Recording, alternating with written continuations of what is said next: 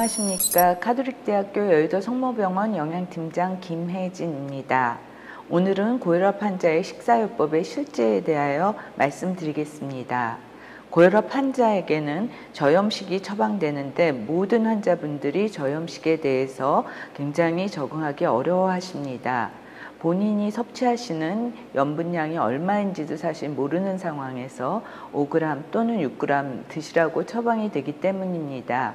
먼저 한국인의 염분 섭취 급원에 대해서 한번 알아보도록 하겠습니다. 2010년도 국민건강영양조사 자료에 따르면 국이나 찌개나 면류를 해서 가장 많은 염분을 섭취하고 있고요. 그 다음에 반찬류에서 28% 정도, 그리고 김치류, 그리고 간식류, 그리고 밥, 일품 요리 등에서 섭취하고 있습니다. 그런데 이것을 나트륨 주요 급원식품으로 본다면 가장 많은 부분을 저희가 소금, 간장, 된장, 고추장 같은 것에서 섭취를 하고 있고, 그 다음이 다 아시다시피 김치류고요. 그 다음에 이제 많이 얘기들 하시죠. 라면류에서 많이 섭취하고 있습니다. 그 외에도 국수류가 주된 급원이 되고요. 그 다음에 가장 놀라웠던 것이 빵류에서도 나트륨을 주로 많이 섭취하고 계셨습니다. 한국인에게 있어서 또 염분 섭취에 가장 급원으로 많이 생각되는 것이 김치류인데요. 김치류의 염분 함량은 주로 평균 한 끼당 1g 정도로 볼 수 있습니다. 그것은 배추김치로는 한 6조각 정도, 깍두기나 백김치로는 한 8조각 정도에 해당하는 것을 알 수 있습니다. 국찌개도 염분 함량이 굉장히 높은데요. 한국 사람들은 특히 국물을 선호하기 때문에 한 끼당 국찌개의 염분량은 한 2-3g 정도 됩니다. 그래서 미역국이 2.4g, 동태 매운탕이 2g 정도, 된장국 같은 경우는 한 2.5g 정도의 염분을 함유하고 있습니다. 병원에서 저염식을 제공하고 난 다음에는 항상 염도 측정을 하고 있습니다. 그래서 저희 병원의 저염 식단을 소개하겠는데요. 보시는 바와 같이 그 물김치를 제공하는데 이것도 저염 물김치로 제공되고 있습니다. 병원에서 제공되고 있는 저염식의 염도 측정을 몇 개 하고 있는데 한번 그 염도 측정하는 것을 동영상으로 보여드리겠습니다. 보시는 바와 같이 이제 물기가 있는 수분이 있는 경우에는 직접적으로 염도 측정이 염도계로 가능하고요. 그다음에 그 수분이 없을 경우에는 염도를 측정할 때 이렇게 브라인더로 갈아서 액체로 만들어서 저희가 염도를 측정하고 있습니다. 그래서 염도를 측정한 후에는 그 염도 측정 결과가 저희가 가지고 있는 기준 염분량과 일치하는지를 한 번씩 보고 있습니다. 그래서 일반식 같은 경우에는 일일 총 염분량을 10g 정도를 잡고 있고요. 저염식은 한 5g 정도를 기준으로 하고 있기 때문에 국은 0.3에서 0.5, 어육류찬 같은 경우는 0.3에서 0.4 정도, 채소류는 0.3에서 0.4, 김치도 역시 0.3에서 0.4 정도로 잡고 있습니다. 그래서 매 끼 이렇게 염도를 측정해서 저희가 제공되고 있는 총 염분량에 부합하는지를 확인하고 있습니다.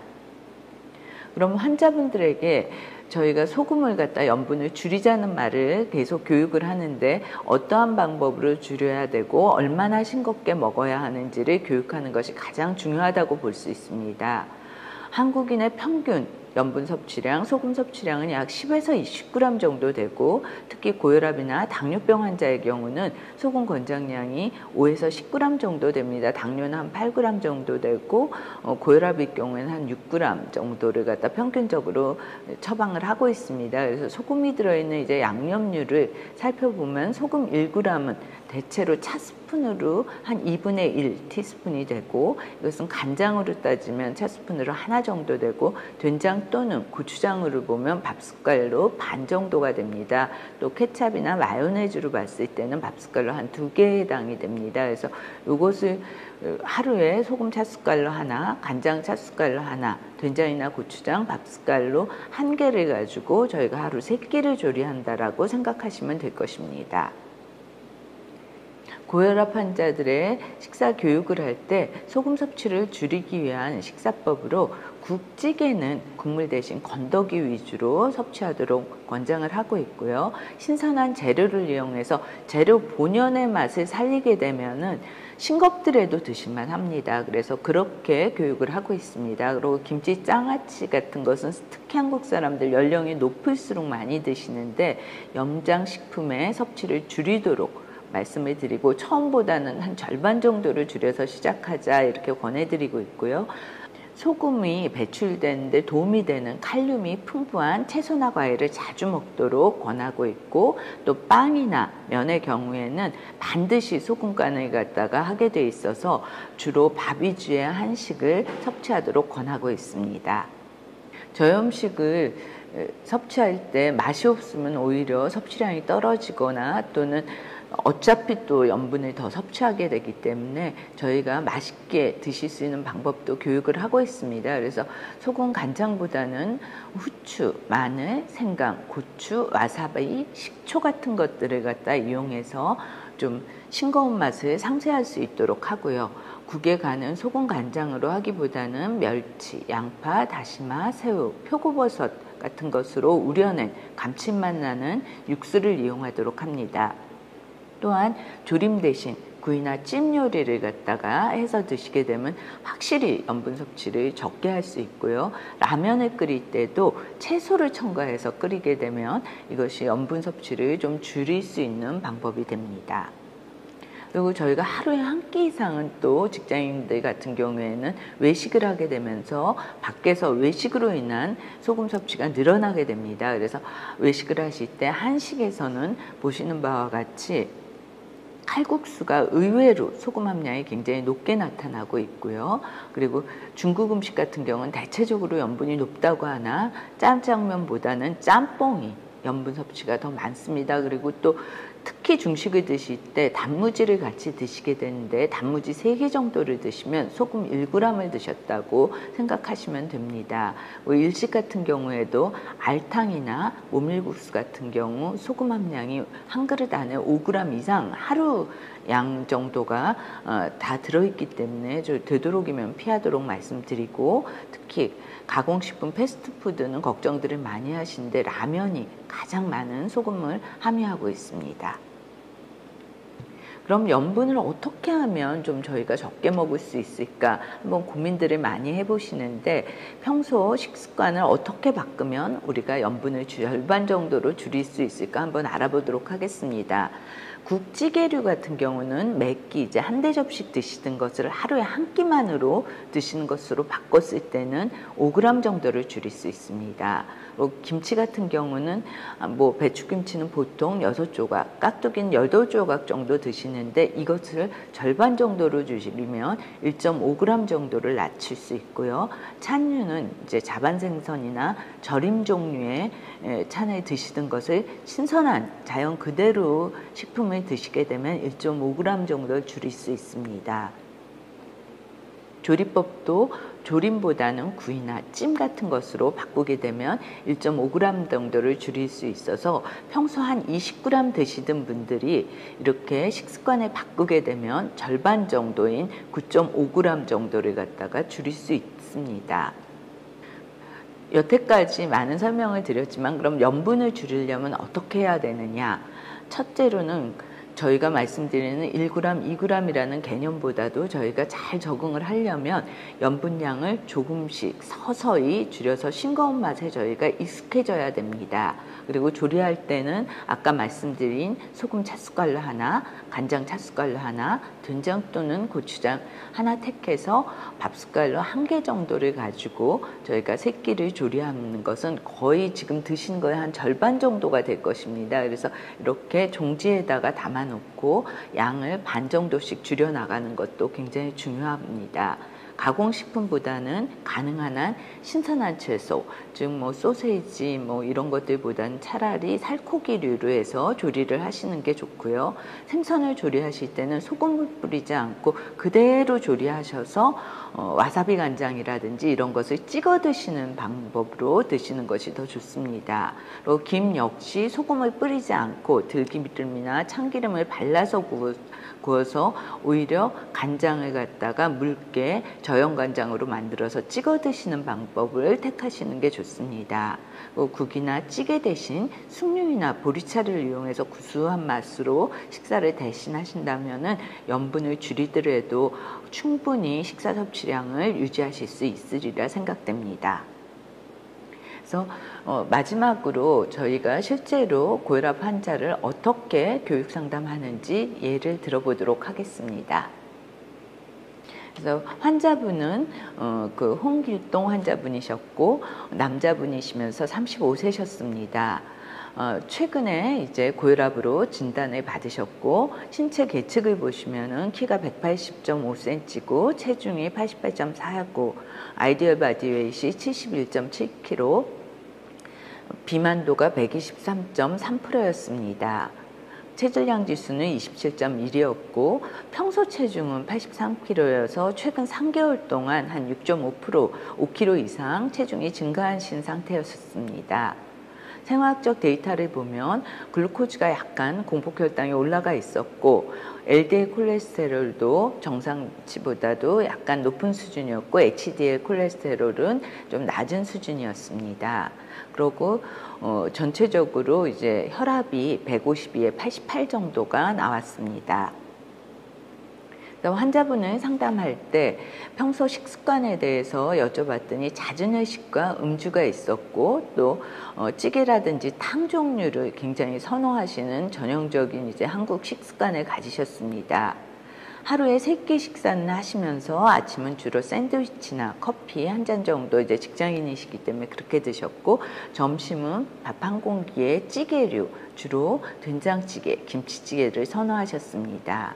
그리고 또 뿐만 아니라 이제 김치류도 항상 뭐 1인분 이상씩 섭취하셨고 저녁 때는 주 3회 정도 회식을 하시면서 삼겹살을 거의 뭐 1.5에서 2인분 정도 드시고 냉면 한 그릇을 섭취하고 계셨습니다.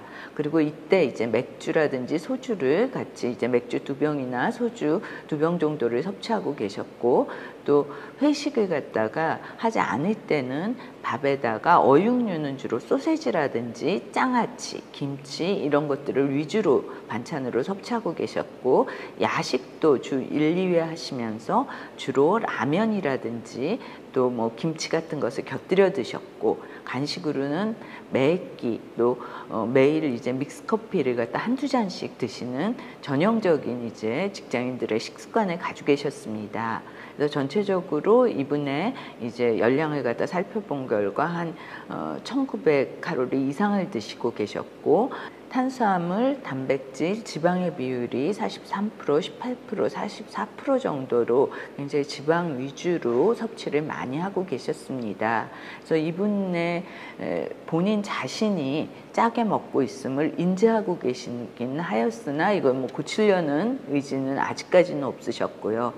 알코올도 이제 많이 섭취하고 계셨고 신체적으로는 사무직에 근무하시면서 거의 운동을 안 하고 계셨습니다. 그래서 영양 필요량을 저희가 산출했는데 에너지는 2151칼로리 정도, 2100칼로리 정도였고 단백질은 86g 정도였습니다. 영양 섭취 평가 결과는 현저하게 뭐 부족하게 섭취하는 건 없고 적당 범위엔 있었는데 영양 진단 결과로 채소 섭취가 부족하고 짜게 먹는 식습관이 있어서 그것이 고혈압과 관련된 식품과 영양 지식의 부족과 연결됨으로써 식품 및 영양 관련 지식이 굉장히 부족하다는 문제점이 도출되었습니다.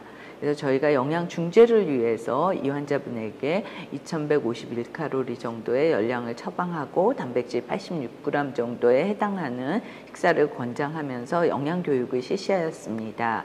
그래서 식품과 영양에 대한 지식 부족 때문에 고혈압 환자의 식사요법 교육을 했고 저장식품이나 가공식품, 염장식품 또는 조미료 사용을 줄이도록 하였고 허용식품과 주의식품을 안내해 드렸으며 조리 및 외식할 때 어떻게 하도록 교육을 하여 안내해 드렸고, 1일 또 2100칼로리 식사에 예시를 들려드리면서 염분 함량이 높은 식품을 안내해 드리고, 콜레스테롤, 포화지방산 섭취를 감소하는 방법과 불포화지방산 위주의 식사 섭취를 권장해 드렸습니다. 그리고 금주와 카페인 섭취 제한에 대해서도 설명을 해 드렸습니다.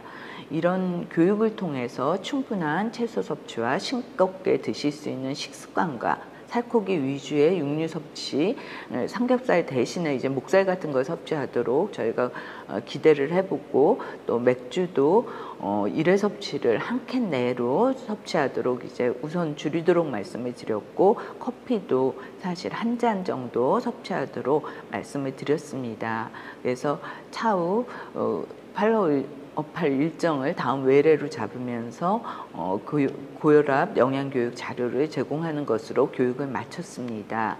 그래서 환자분이 아마 저희와 함께한 이 식사요법 교육을 충분히 지키신다면 많은 개선점이 도출될 거라고 생각됩니다. 그래서 이번 강의 시간에는 실질적으로 저희가 염분에 대해서, 소금에 대해서 어떻게 섭취하고 있는지를 알아보았고, 또 어떻게 조리를 하면은 염분을 적게 섭취하면서도 맛있게 식사할 수 있는 방법과, 또 외식하실 때는 어떻게 섭취를 하는 것이 좋은, 어떤 식품을 주로 선호해서 섭취하는 것이 좋은가를 갖다가 알아보았습니다. 아울러서 또 현장에서 환자를 접하셨을 때 어떤 식으로 저희가 교육을 하고, 또 이 환자분의 식행동 교정을 위해서 함께 노력할 수 있는 방법에 대해서 생각해보는 시간을 가졌습니다. 여러 가지로 굉장히 고혈압 환자에게 있어서 저염식은 생각보다 많은 변화를 가져오고 미각의 변화가 천천히 이루어지기 때문에 굉장히 힘든 점이 많습니다. 하지만 의사 선생님과 또 임상영양사가 함께 노력한다면 환자분들께서도 서서히 적응하시면서 반드시 또 저염식을 잘 수용하실 수 있으리라 생각됩니다. 팀장님 강의 잘 들었습니다. 아이고, 감사합니다. 네. 오늘 저희가 고혈압 환자 그 식사 지침 2가지 얘기해 봤는데요. 환자들이 대시 다이어트나 메디테리안 다이어트를 잘 이해하고 있나요?